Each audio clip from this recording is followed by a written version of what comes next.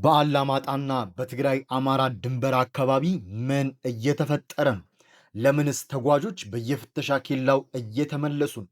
በሌላ በኩል ጠቅላይ ሚኒስትር አብይ አህመድ ወደ ፕሬዝዳንታዊ የስልጣን ስርዓት ለመሸጋገር ያቀረቡት ሐሳብ ከስልጣን ዘመን ገደብ ባሻገር ከጀርባው ምን አይነት የህግና የፖለቲካ ስኬቶችን ይዟል?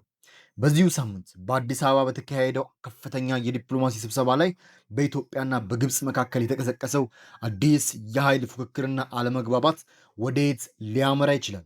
ዛሬ በእነዚህ አንገብጋቢና ወቅታዊ ጉዳዮች ላይ መረጃዎችን ይዘንላችሁ ቀርበናል። እስከ መጨረሻው ድረስ አብራችሁን ቆዩ። ሰላም ጤና ይስጥልን ውድ የብስራት ሚዲያ ቻናል ቤተሰቦች እንደምን ቆይታችሁ?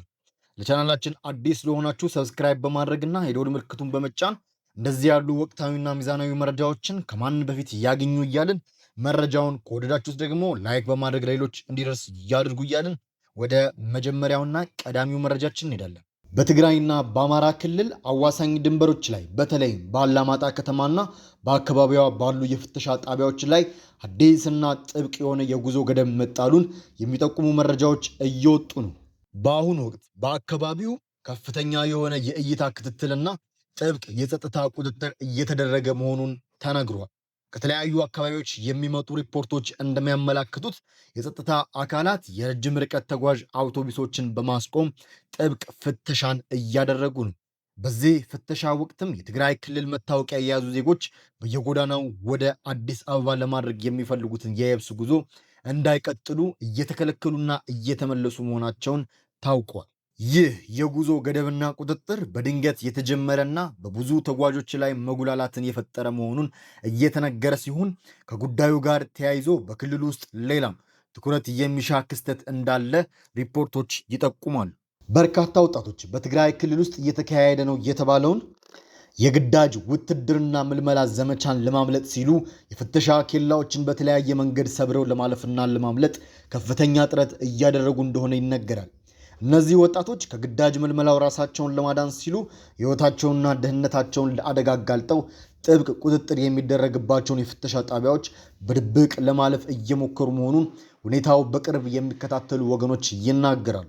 ይህ በአላማጣና በድንበር አካባቢ እየታየ ያለው ሁኔታ በቀጣይ ቀናት ምን አይነት መልክ ሊይዝ ይችላል የሚለው ጉዳይ ደግሞ የብዙዎችን ትኩረት ስቧል። ይህ በእንዲህ እንዳለ ከዚህ የጸጥታና የድንበር ቁጥጥር ጉዳይ ባሻገር በሀገሪቱ ከፍተኛ የፖለቲካ መዋቅር ላይ ትልቅ ለውጥ ሊያመጣ የሚችል አዲስ አጀንዳ ብቅ ብሏል።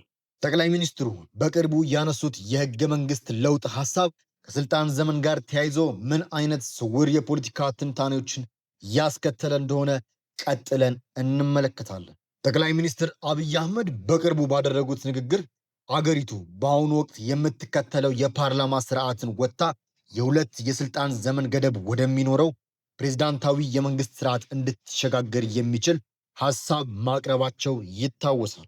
ይህ የሁለት የስልጣን ዘመን ገደብ ያለው ፕሬዝዳንታዊ ስርዓት ሐሳብ በብዙዎች ዘንድ አዎንታዊ ምላሽ ያገኘ ቢመስልም የፖለቲካ ተንታኞች ግን ከጉዳዩ ጀርባ ያሉ ሌሎች የህግ ትርጓሜዎችንና ስሌቶችን ማንሳት ጀምረዋል። በተለይም ዓለም አቀፉ ዘአፍሪካ ሪፖርት የተባለው ታዋቂ የዜና ትንታኔ ተቋም ባወጣው ትንታኔ መሰረት ይህ የታሰበው የህገ መንግስት ማሻሻያና መዋቅራዊ ለውጥ ጠቅላይ ሚኒስትሩ በስልጣን ላይ የሚቆዩበትን ጊዜ በተዘዋዋሪ መንገድ ሊያራዝም እንደሚችል ጠቁሟል።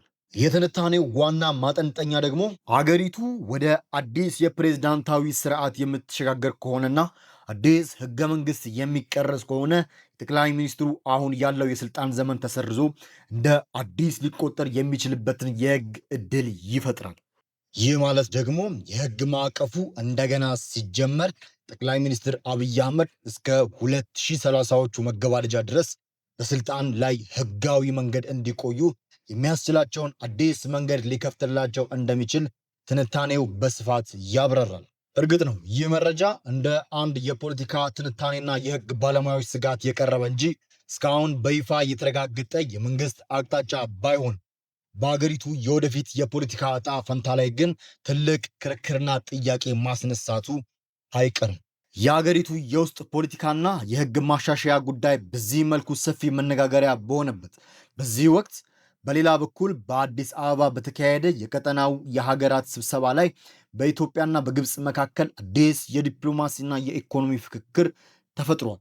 ይህ ፉክክር የተነሳበትን ምክንያትና የስብሰባው ዝርዝር ሁኔታ ቀጥለን እንመልከት። በአዲስ አበባ ከተማ ለተከታታይ 4 ቀናት ሲካሄድ የቆየው 22ኛው የምስራቅ አፍሪካ የኃይል ትስስር የሚኒስትሮች ምክር ቤት እንዲሁም 67ኛው የአስተባባሪ ኮሚቴ አስቸኳይ ልዩ ጉባኤ ተጠናቋል። ይህ አስቸኳይ ስብሰባ የተጠራበት ዋና ምክንያት ግብፅና ሊቢያን ጨምሮ 13 አባል ሀገራትን ያቀፈ የምስራቅ አፍሪካ የኃይል ትስስር ድርጅት አባል በሀገሪቱ መካከል ባሉ ልዩነቶች የተነሳ የመበታተን አደጋ ስለተጋረጠበት እንደሆነ ተገልጿል። የውሃና ኢነርጂ ሚኒስትሩ ኢንጂነር ሀብታሙ ኢተፋ እንደገለጹት ይህንን ታላቅ የቀጠናዊ ትስስር ማዕቀፍ ከመበታተን ለመታደግ እንዲሁም አባል ሀገሪቱን በአንድነት ለማቆየት የሕግ ማዕቀፎችን ማሻሻልና ማጠናከር እጅግ አስፈላጊ ሆኖ ተገኝቷል። ይሁን እንጂ በዚህ 4 ቀናት በፈጀው ጉባኤ ላይ በአባል አገሪቱ መካከል ከፍተኛ ሙግትና አለመግባባት የፈጠረ አንድ ዋና አጀንዳ ነበር። እሱም አዲስ የሚመሰረተው የቀጠናው የኤሌክትሪክ ኃይል የገበያ ማዕከል ዋና መቀመጫ የት ይሁን የሚለው ጉዳይ ነው። ኢትዮጵያ ከድርጅቱ አባል ሀገራት መካከል ብቸኛዋና ግንባር ቀደሟ የኤሌክትሪክ ኃይል አቅራቢ አገር በመሆኗ ይህ አዲስ የገበያ ማዕከል መቀመጫውን አዲስ አበባ ላይ ማድረግ አለበት በሚል ጠንካራ አቋም ይዛ ሰፊ የዲፕሎማሲና የቴክኒክ ሙግት አድርጋለች። በአንጻሩ የግብፅ ተወካዮች ግን ይህንን የኢትዮጵያ ሀሳብ በጽኑ እየተቃወሙ ሲሆን የገበያ ማዕከሉ ዋና መቀመጫ ካይሮ መሆን አለበት የሚል ግትር አቋም ይዘዋል። ኢንጂነር ሀብታሙ ኢተፋ እንደገለጹት የግብፅ ተወካዮች ማዕከሉ ወደ ካይሮ ካልመጣ በሚል የያዙትን አቋም ለማላላት ባለመፈለጋቸው ሁለቱ ሀገራት በዚህ አጀንዳ ላይ ያለምንም ስምምነትና መግባባት ላይ ሳይደርሱ ጉባኤው እንዲጠናቀቅ ሆኗል። ይህ ክስተት በኢትዮጵያና በግብፅ መካከል ያለውን የቆየ ፉክክር ወደ ኃይል ገበያ ትስስሩም ጭምር እንዳደገ የሚያሳይ ሌላው አስገራሚ ክስተት ሆኖ ተመዝግቧል። የዛሬው ወቅታዊና መረጃዎቻችን በዚህ መልኩ አቅርብንላችሁ። በትግራይ አማራ ድንበር አካባቢ ስላለው የጉዞ ገደብና የውትድርና ምልመላ፣ ስለ ፕሬዝዳንታዊ ስርዓቱ የሽግግርና ስለ ስልጣን ዘመን ተነታኔዎች እንዲሁም በአዲስ አበባ ስለተካሄደው የኃይል ትስስር ጉባኤና የኢትዮጵያ ግብፅ አለመግባባት ያላችሁን ሀሳብና አስተያየት በኮሜንት መስጫው ላይ ያካፍሉን እያለን መረጃውን ከወደዳችሁት ላይክ ማድረግ እንዳትረሱ፣ ለሌሎችም እንዲደርስ ሼር አድርጉት። እንዲሁም ለቻናላችን አዲስ ከሆናችሁ ሁልጊዜ እንዲህ ያሉ አዳዲስ መረጃዎች እንዲደርሳችሁ ሰብስክራይብ በማድረግ ቤተሰብ ይሁኑ። በቀጣይ መረጃዎች እስከምንገናኝ ሰላም ቆዩ። ሰላም ለሀገራችን ይሁን።